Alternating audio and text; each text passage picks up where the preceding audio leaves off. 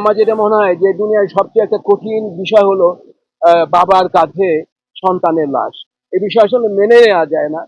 আমার রক্তের গ্রুপ হচ্ছে ও নেগেটিভ। আমি টিভিতে দেখলাম যে নেগেটিভ রক্তের খুবই দরকার। আমি সেই ও নেগেটিভ রক্ত দেওয়ার জন্য আমার গ্রুপ ও নেগেটিভ।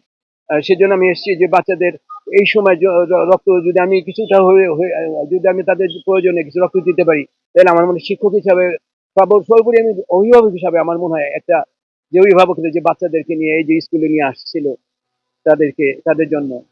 তো আমি একজন অভিভাবক হয়ে আমি হয়তো ওই সুযোগটা পাইনি, কিন্তু আমি এসেছি যে অন্তত একটু রক্ত দিয়ে এই বাচ্চাদেরকে যদি সারিয়ে তোলা যায়, এই জন্য আমি আসছি ময়মনসিংহ থেকে। এসেছি, আমি চাকরি করি ময়মনসিংহে। আমার বাচ্চারা মাইলস্টোনের ২ বাচ্চা পড়াশোনা করে পাশ করে বের হয়ে গেছে। ছোট বাচ্চাটা ক্লাস 10 এ পড়ে। আমি ওই বাচ্চাদের ওই বাচ্চারা আমার বাচ্চাদের স্কুল। আমি মনে করি এই যে বাচ্চারা যারা ওই যে কোমলমতি যে বাচ্চারা মারা গেল, ওরা আমার সন্তান তুল্য।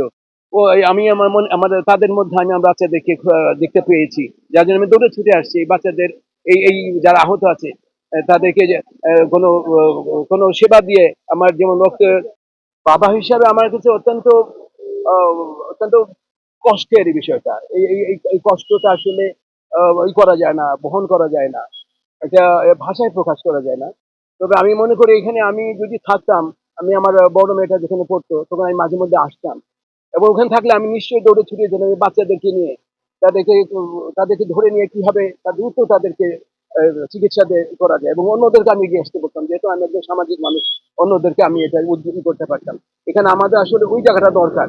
যে আমি টিভিতে দেখেছি যে অনেকে ছবি তুলতেছিল। ছবি তোলার চেয়ে এখানে জরুরি ছিল এই বাচ্চাদেরকে যত দ্রুত পারা যায় আশেপাশে যে হাসপাতাল ছিল, যেমন মানাস মেডিকেল আছে, আধুনিক মেডিকেল, আরো কিছু আছে, এখানে দৌড়ে যদি নিয়ে যাওয়া যেত, তাহলে আমার মনে হয় অনেক বেশি আমরা আমাদের দায়িত্বের জায়গায় আমরা বাচ্চাদেরকে আরো আরো আরো প্ল্যান হারিয়ে অনেকটা আড়ি করতে পারতাম। ভবিষ্যতে আমাদের খেয়াল রাখা দরকার।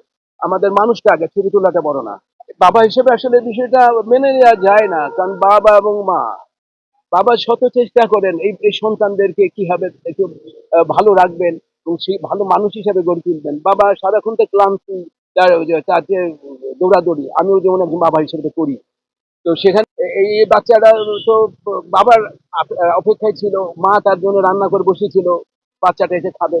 আসলে এইগুলো দেখে আমি আমার মিসেস, আমরা যখন কালকে দেখতেছিলাম অনলাইনে, সে বলছে এগুলো তুমি আমাকে দেখো না, আমি এগুলো সহ্য করতে পারি না। আমি নিজেও পিতা হিসেবে সহ্য করতে পারি না।